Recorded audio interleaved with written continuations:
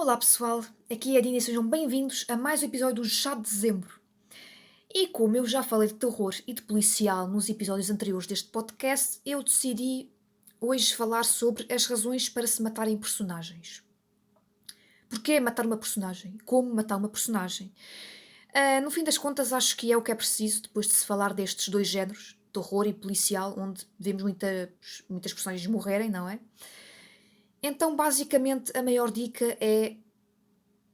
Isto está a ser muito rápido, mas eu queria começar exatamente por isto. A maior dica é propósito.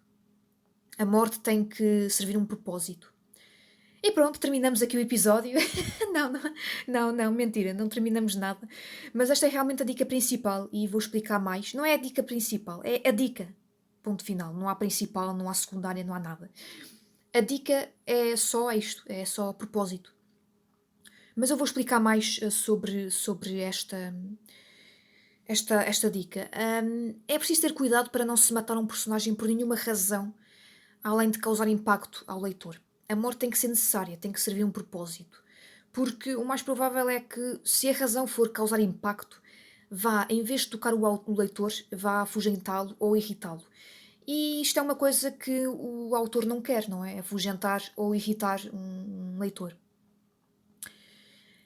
Há algumas questões que podem ser feitas para que o autor entenda se deve ou não matar um personagem. Indo à lista. E aqui eu estou a ler porque esta lista está em praticamente. Sempre que se procura no Google como matar personagens, aparece sempre esta lista. Eu acho que o autor deve seguir esta lista se quiser matar algum personagem. Primeira, é realmente necessário que a personagem morra?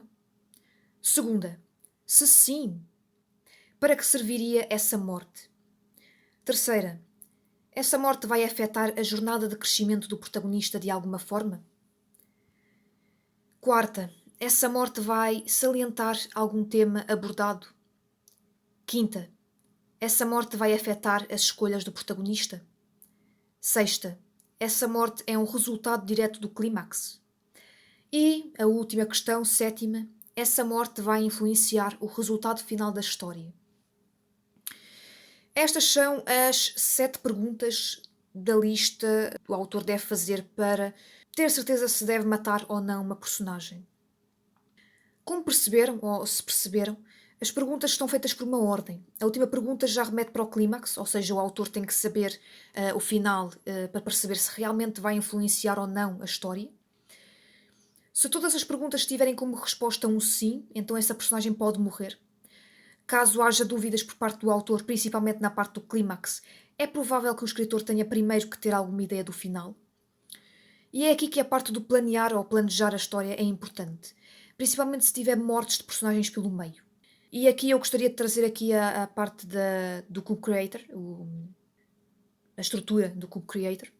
Esta estrutura tem os 4 lados do cubo, não é? Cube Creator é a criação do cubo e há sempre um lado de um dos cubos, depende, não tem assim nenhuma ordem específica.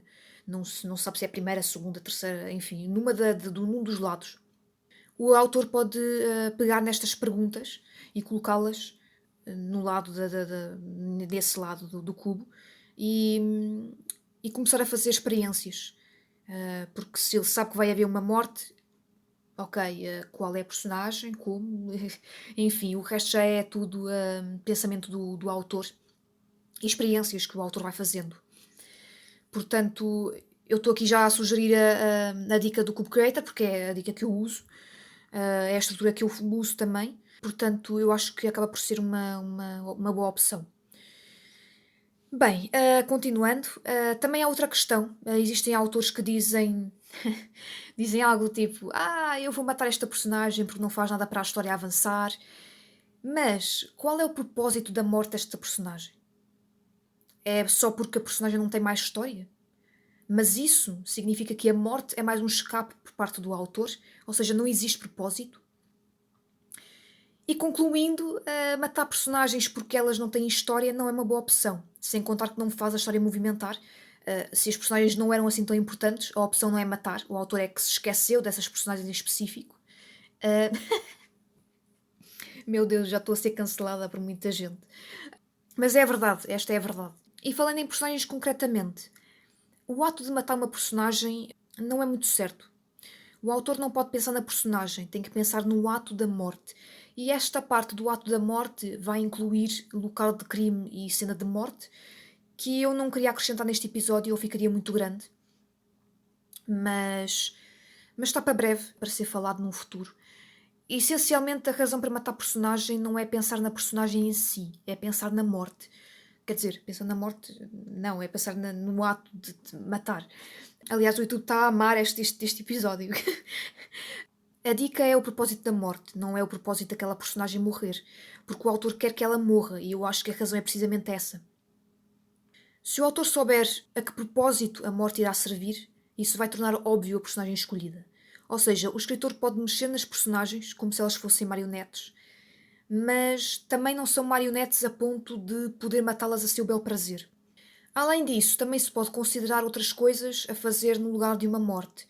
Por exemplo, o protagonista pode pensar que a personagem morreu, mas no fim está viva, ferida, mas viva, ou então forjou a própria morte. Também existe muitas vezes isto. Muitas vezes este clímax é usado por autores que não querem realmente que a personagem morra, mas fazem essa experiência para verem de que forma afetou o rumo da história.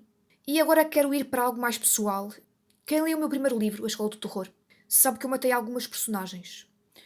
No segundo livro também, no Encontro com o Passado, mas no primeiro livro muita coisa aconteceu. Mas não quero soltar spoiler do livro, portanto gostaria de falar da versão que está no meu blog, que toda a gente pode ler, aliás. Para quem não é meu leitor, pode até ir ao meu blog e ler e tentar perceber basicamente também toda esta questão, porque tem aqui um exemplo concreto. As mortes da Angelina e da Mafalda deram muito que falar entre os leitores. A Angelina foi morta porque... e agora vem a razão realmente pela qual eu matei a Angelina e a Mafalda. Isto é muito importante para quem é meu leitor. Cuidado! Depois de 5 anos, né? 2015, portanto foi quando eu lancei o primeiro livro. Mas antes disso ainda tinha o blog, portanto já tem muito mais anos ainda. Mas sim, agora vão descobrir a razão pela qual eu matei estas personagens. A Angelina foi morta porque eu precisei que as personagens de Ana e Bernardo tivessem um revés. Eles nunca tinham passado por momentos mais complicados, digamos assim. E o Bernardo, inclusive, parecia quase que intocável. Ele era uma personagem que não tinha. Ele não tinha quebras, ele estava sempre. Muitas vezes, quando nós temos os personagens, eles passam por um momento em que eles estão muito mal, e mesmo eles não sendo protagonistas, enfim, até mesmo o próprio protagonista está sempre muitas vezes mal e não está a correr muito bem a vida dele, e não sei o quê, o momento, o enredo está mal. E o Bernardo e a Diana eram dois personagens que davam muito bem na história, eles estavam a deslizar na história completamente, enquanto todas as outras personagens caíam e tinham os seus problemas. A Diana e o Bernardo competiam entre si e estavam sempre bem um com o outro. Apenas o problema entre eles é que era a única questão que havia. O que é que aconteceu? Com esta morte, eu pude colocar o Bernardo mais humanizado e a Diana mais empática para os olhos do leitor. O que é que aconteceu? O Bernardo acabou por se tornar mais humano e perceber que gostava da Angelina. E a Diana, ao sair do grupo também, porque a Diana teve uma bela quebra, porque eu tinha que pensar 2 vezes antes de pensar no que é que fosse para ela, porque ela patinava na história, ela deslizava. As outras personagens estavam muito a mal, e ela estava ali a deslizar completamente. Eu estou muito bem, eu só estou a rivalizar com o meu colega aqui do lado, porque ele está muito mal nas regras e está a ir contra as regras, eu estou a fazer mal com ele, e estou a criar outras regras para ele, e não sei o quê. Ela estava muito bem na história. E com a morte da Angelina eu pude fazer 2 coisas. Fazer uma quebra para a personagem de Anne e também para o Bernardo, que também estava muito bem. E eu comecei a perceber que também tinha que acontecer uma coisa muito forte e muito grave para que estas 2 personagens caíssem. Porque elas estavam muito bem na história. E a Angelina acabou por ser a solução óbvia, porque eu queria que uma morte acontecesse. Porque era a morte que tinha que acontecer ali.